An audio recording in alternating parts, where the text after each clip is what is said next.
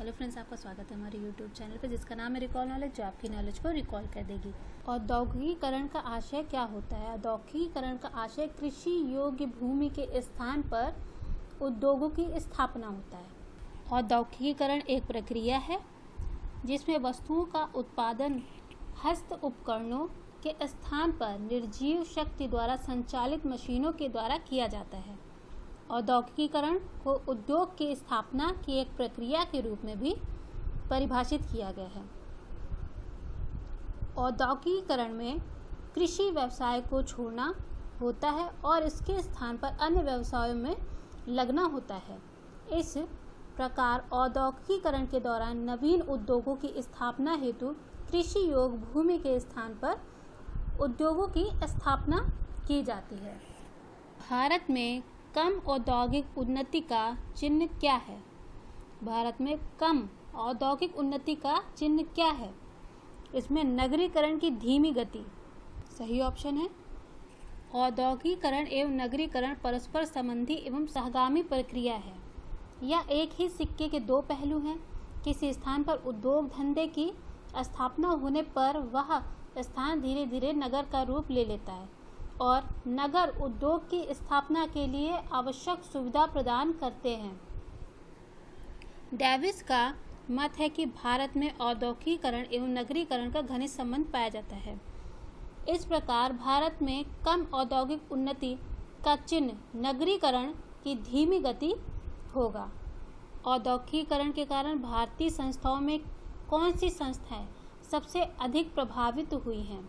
तो सबसे अधिक प्रभावित जो हम लोग की संस्थाएं होती हैं, औद्योगिकीकरण के कारण जहां परिवार संयुक्त परिवार से एकल या नाभिकीय परिवार में परिवर्तित हो रहे हैं तथा सभी जातियों के लोगों को इकट्ठा एक साथ कार्य करते हुए देखा जा सकता है। जबकि औद्योगिकीकरण के पूर्व जाति आधारित कार्य बटे थे, वहीं अब विवाह के स्वरूप में भी परिवर्तन देखने को मिलता है। अब विवाह, विशेष हिंदू विवाह, धार्मिक संस्कार न होकर के विज्ञापन के माध्यम से वर वधू के जीवन वृत्ति पहले से ही तय कर ली जाती है तथा अंतर जाति यानी इंटरकास्ट विवाह को प्रोत्साहन मिला है।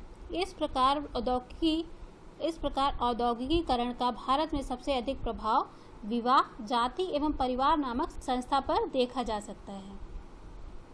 किसी औद्योगिक समाज का ढांचा होता है, वहाँ न्यूलोकल तरीके के परिवार पाए जाते हैं।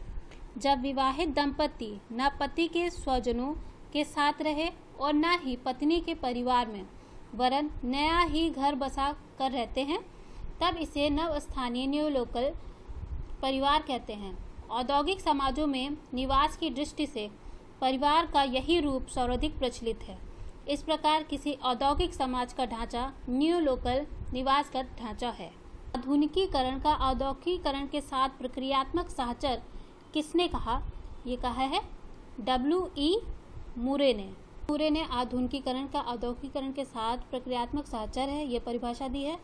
A.T. जॉन्स का कथन है कि आधुनिकीकरण औद्योगिकीकरण का सीधा परिणाम है। दूसरे शब्दों में आधुनिकीकरण औद्योगिकीकरण का सामाजिक प्रभाव है। N. जैकब का कथन है कि यद्यपि आधुनिकीकरण और औद्योगिकीकरण ऐतिहासिक प्रक्रिया से संबंधित हैं, तो वे स्वतंत्र और अलग प्रघटना हैं।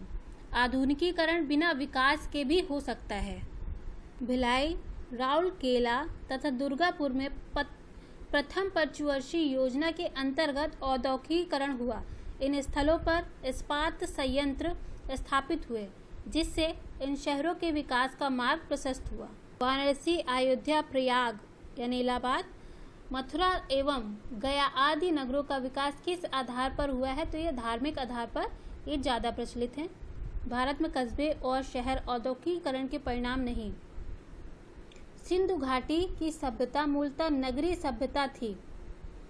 पूर्व औद्योगिक भारत में तीर्थ स्थान, राजधानियां, व्यापारिक केंद्र और बौद्धिक विकास केंद्र तथा विश्वविद्यालय शहरों में केंद्रित थे। औद्योगिकीकरण के पहले वाराणसी, इलाहाबाद, वर्तमान में प्रयागराज कहते हैं इसे, तिरुपति, अमृतसर, अजमेर, हरिद्वार, दिल्ली, आगरा, हैदराबाद, पुणे, ढाका, नालंदा और तक्षशिला प्रसिद्ध शहर थे। आज तीर्थ स्थान वाले शहर व्यापार के केंद्र भी बन गए हैं। इस प्रकार अयोध्या, मथुरा, गया इत्यादि शहरों का विकास धार्मिक आधार पर हुआ है।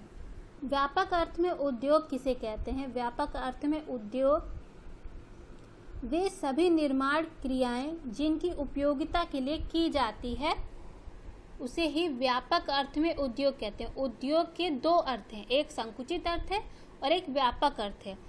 उद्योग शब्द का प्रयोग संकुचित व विस्तृत दोनों ही अर्थ में किया जाता है।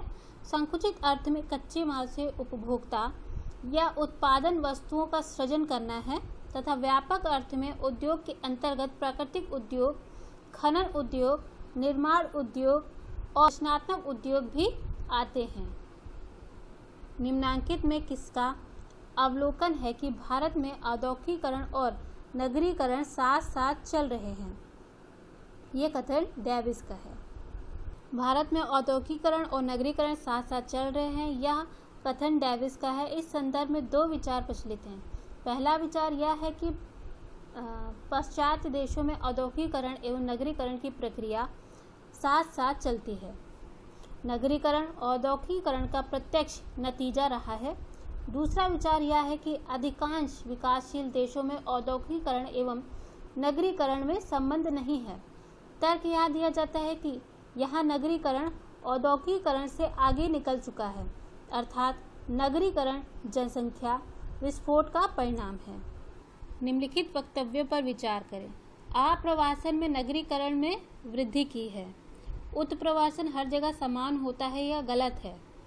आप्रवासन से नगर के घनत्व में वृद्धि हुई है, इसमें पहला और तीसरा सही है। जनसंख्या के स्थान से दूसरे स्थान पर जाकर बसने को प्रवास कहते हैं। आप्रवासन नगरीकरण में वृद्धि करता है, फलतः नगर की जनसंख्या घनत्व में वृद्धि होती है। जब लोग एक प्रदेश से दूसरे प्रदेश में जाकर बसते हैं तो इसे उत्प्रवासन कहते हैं। उत्प्रवासन संबंधित है जनसंख्या से। अपने देश से बाहर दूसरे देश में जाकर बसने की क्रिया या पद्धति उत्प्रवासन एवं व्यक्ति प्रवासी कहलाता है। निवास की अवधि के अनुसार उत्प्रवास दो प्रकार का होता है, एक स्थायी, दूसरा अस्थायी। स्थायी प्रवास में व्यक्ति देश से बाहर एक वर्ष से अधिक समय के लिए जाता है, जबकि अस्थायी उत्प्रवास में अवधि एक वर्ष से कम की होती है, परंतु इसमें दूसरे देश में व्यवसाय आवश्यक होता है। उत्प्रवासियों में पर्यटक व कुछ समय के लिए जाने वाले व्यक्ति सम्मिलित नहीं किए जाते। एक स्थान से जाकर दूसरे स्थान में बसने वाले व्यक्ति क्या कहलाते हैं? प्रवासी कहलाते हैं। निम्न में से कौन सा कथन आंतरिक प्रयोजन के संदर्भ में सत्य है? क्वेश्चन कट गया पर इसको बता देते हैं। आंतरिक प्रयोजन वो होता है जो एक गांव को छोड़कर दूसरे गांव में निवासी बन जाते हैं। बी ऑप्शन है अपने मूल नगर को छोड़कर दूसरे नगर में निवासी बन जाना। नगर से किन्हीं कारणों से गांव में जाकर रहना। इनमें से सभी सही उत्तर है। इनमें से सभी आंतरिक प्रयोजन को बताते हैं, क्योंकि बाह्य प्रयोजन एक देश से दूसरे देश होता है। सामाजिक और आर्थिक संरचना व्यक्ति की दिशा तय करती है और उसकी अनुरूपता और मस्तिष्क प्रेरित होता है। जनसंख्या और सामाजिक परिवर्तन की दृष्टि से प्रवास एक महत्वपूर्ण घटना है। यह सीधे सीधे आंतरिक और बाह्य अर्थात राष्ट्रीय और अंतर्राष्ट्रीय प्रवास में जानी जाती है। अंतर्राष्ट्रीय प्रवास का अर्थ है एक देश से दूसरे देश में प्रवास करना, जबकि राष्ट्रीय प्रवास के अंतर व्यक्ति देश के अंदर ही एक स्थान से दूसरे स्थान प्रवास करता है।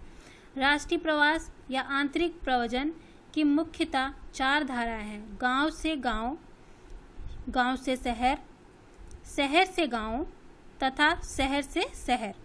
सामाजिक परिवर्तन और प्रवास की दृष्टि से गांव से शहर की ओर होने वाला प्रवास सबसे महत्वपूर्ण है। कौन सा है? गांव से शहर की ओर होने वाला प्रवास सबसे महत्वपूर्ण है। सामाजिक परिवर्तन और प्रवास की दृष्टि से गांव से शहर की ओर होने वाला प्रवास सबसे अधिक महत्वपूर्ण है।